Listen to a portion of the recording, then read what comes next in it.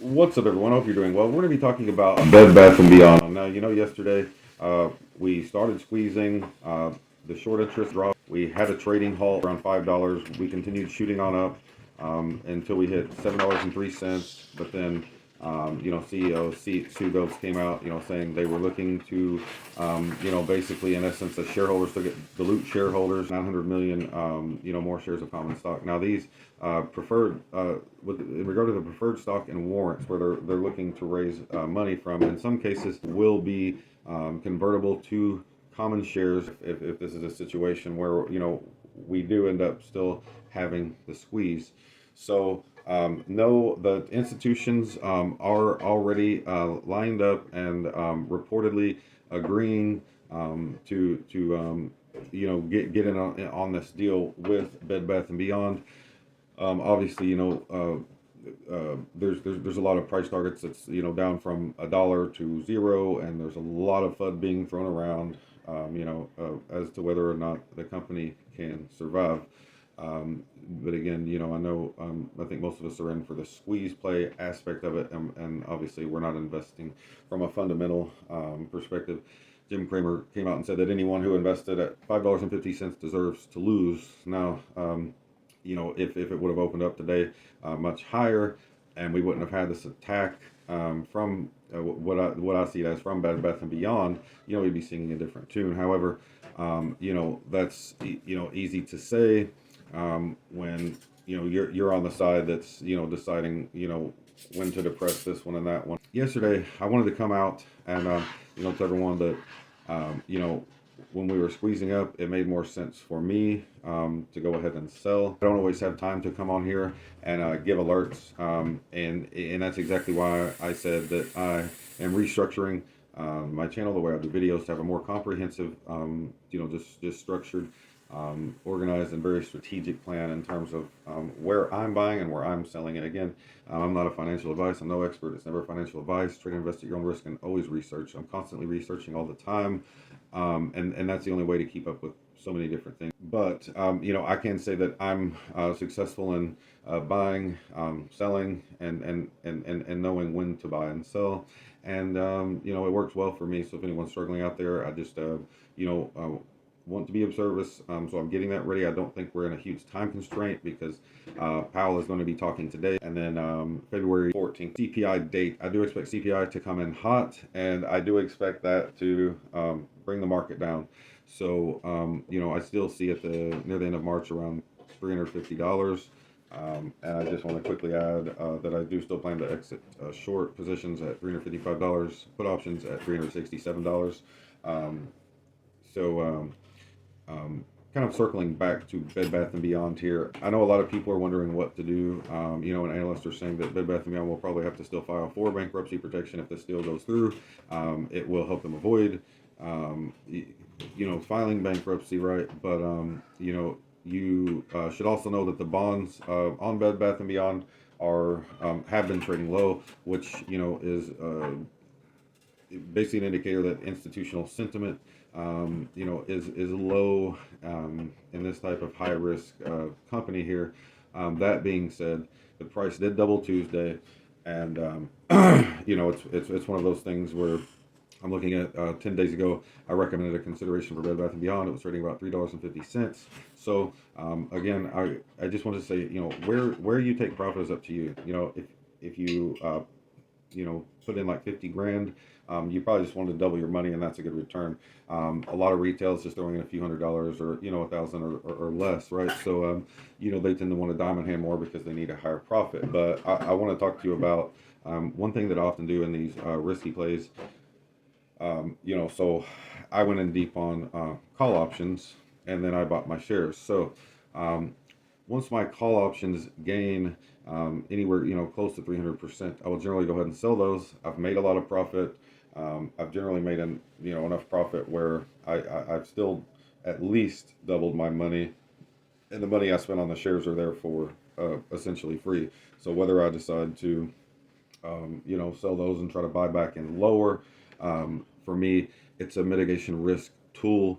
Though obviously you're putting in more money, right, on calls and shares, betting that the stock goes up. So You could also say it's inherently more risky, but it's a strategy that I use, and whenever I've deployed it, it works very well. So um, I guess where we are sitting right now around $3 on Bed Bath and Beyond. You really need to look at your average cost. What's your goal? How much are you looking to make out of this play? Um, I'm not going to suggest at this point that anyone should sell or buy. I can say this. I'm still holding a fairly significant amount of shares because I was able to earn enough in call options, right, to, so those shares are free. I mean, I didn't pay for them in terms of the profit, and I still made a good profit. So I'm not sweating bullets. So anyhow, I will be getting, and please bear with me if you are waiting for this, but I will be getting that list together for everyone. And again, this list is just it's going to be a much more comprehensive strategy. In regard to, we'll have our more momentum plays, we'll have our growth stocks, income stocks. I'm going to keep the crypto separately, but what I am going to include in that is my research in companies that I feel are that I will benefit from shorting. So I will be including that in there as well. So yeah, again, just be looking for that. But there's no significant hurry anyhow, because again, I feel that the key buying is going to come, I think, around late March for a lot of stocks. Then again, there's a lot of stocks I won't sell, and that I'll still keep buying because again, a squeeze play is a squeeze play, and it moves, generally independent from the broad market. So you can be looking for that. And I'm sorry to anyone who didn't sell at that peak and wish they had. I wish I would have had time to get out. Just some suggestions with possible scenarios and considerations of where you might want to get out and get back in, because always remember too, if something moves up that quickly, it's highly volatile. So again, you have to make the ultimate choice. I just as I have to understand that even if I post I'm selling this or that amount or holding this amount, it's not going to influence most people's decision because they are going to do what they do, and it's difficult to when you're in one of these situations to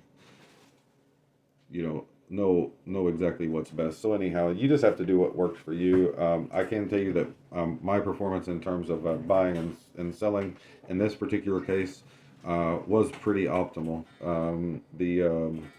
Whenever the trading halts hit, it was around $5 and maybe slightly more.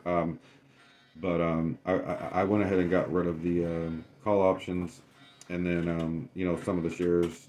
Like I said, I'm still holding a lot of shares, but some of those, when it looked like it was peaking, and it may very well rapidly plummet, especially given the news that we got. Right, I had to make a move. So if you're ever interested in coaching, I still do that, but I can tell you spots are very, very limited. I'm just about at maximum capacity. It's pretty much all I have for now.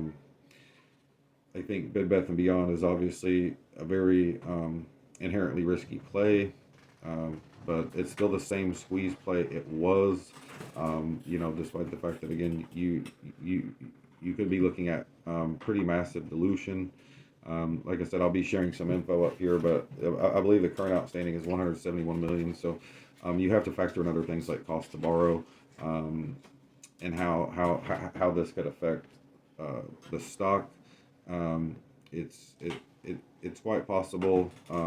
It could be something where the short interest rockets even higher, and then we have a really huge squeeze. So I'm by no means a panic seller, and hopefully none of you all are panic sellers.